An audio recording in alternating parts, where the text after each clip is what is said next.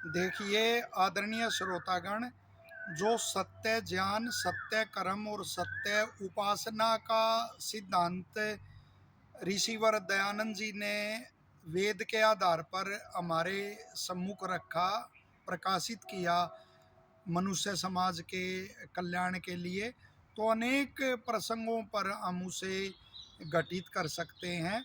और सत्य ही सबसे बड़ा धर्म है और धर्म से ही सुख होता है। अतः सत्य का ही पालन करना चाहिए। तो ऐसा ही आज एक प्रसंग हम संक्षिप्त में रखते हैं, उपवास। उपवास का बड़ा प्रचलन है कि अब ये उपवास आया, अब ये उपवास आया। तो आयुर्वेद के संदर्भ में इसे समझना चाहिए।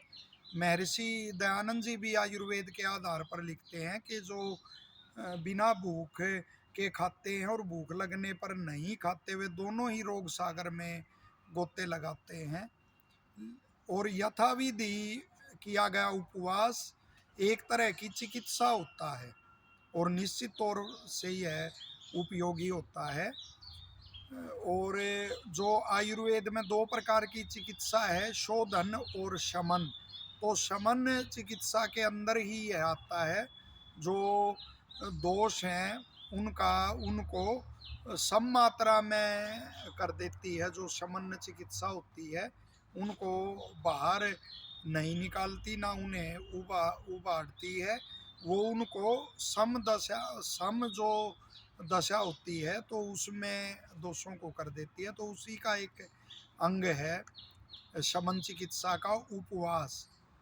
तो इस विषय में जैसे आयुर्वेद में उल्लेख मिलता है कि जो पक्ष में तो कम से कम एक बार उपवास करना चाहिए। एकादशी का इसलिए वहाँ उल्लेख किया गया क्योंकि 15 दिन बाद जैसे पौर्णमासी या अमावस्या का जो यज्ञ करते हैं, तो बड़ा यज्ञ जब करना है तो उसमें दान आदि और वो भोजन आदि भी कराते हैं।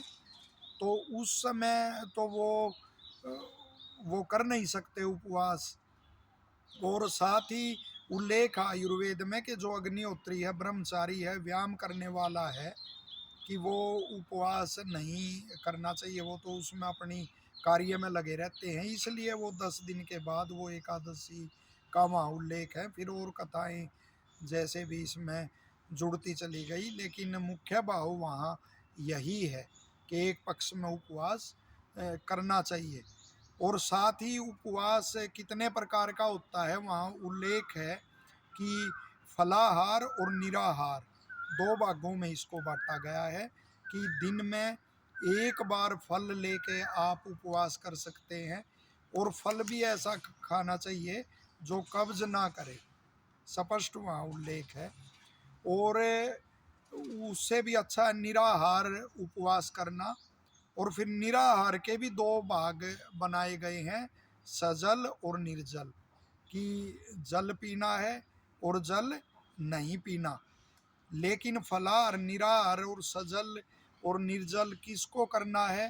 तो उसमें जो अपनी प्रकृति है और अपना बलाबल है, रोग आदि, उसका आयु, उसका विचार करके वो उपवास करना चाहिए। और बालक को और जो गर्भिणी महिला है उसको तो इससे बचना चाहिए।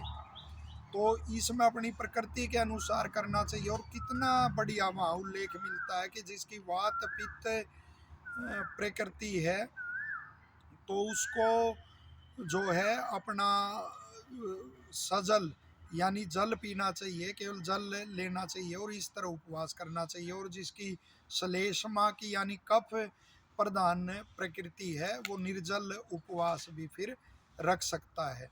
और जो शिशिर ऋतु होती है उसमें ही जो प्रमेही है या कुष्ठी है या कोई ऐसा भृंगण है, मानसल वो है व्यक्ति है, तो उसको शिशिर ऋतु में उपवास करना चाहिए। और ऋषि दयानंद ने उल्लेख भी किया है सत्यार्थ प्रकाश में कि जो ज्येष्ठ की वो है निर्जला वो रखते हैं, कि उससे अच्छा तो पोष में लिखते तो वो अच्छा है।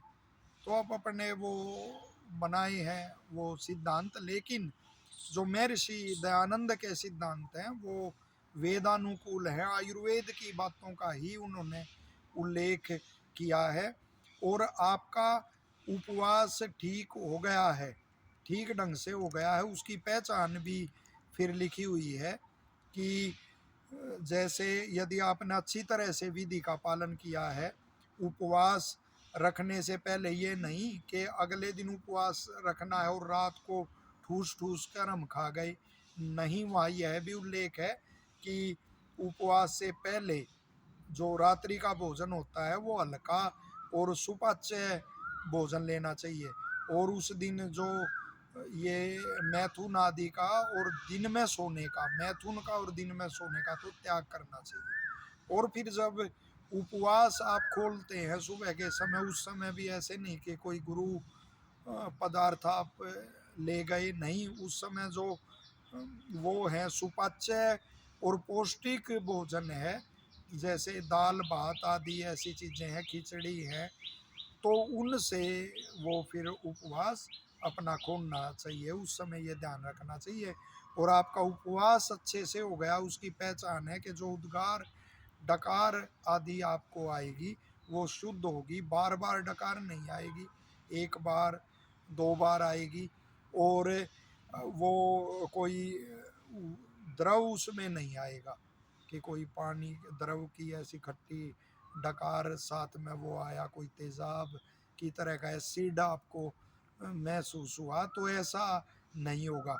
और अपान वायु जो है, शौच है, और जैसे मलमूत्र का त्याग, वो अच्छी तरह से होगा, शरीर जो है हल्का वो महसूस होगा, और आलस्य तंद्रा आदि नहीं होगी, तो आप समझो आपका उपवास अच्छी तरह से हुआ है। और इसके विपरीत लक्षण जब होंगे तो आपका उपवास अच्छी तरह से नहीं हुआ। तो आयुर्वेद की रीति से इनको ऐसे जानना चाहिए और इसका प्रयोग करना चाहिए, लेकिन बड़ा विचार करके, और जो उपवास योग्य नहीं है उन्हें उपवास नहीं करना चाहिए। धन्यवाद।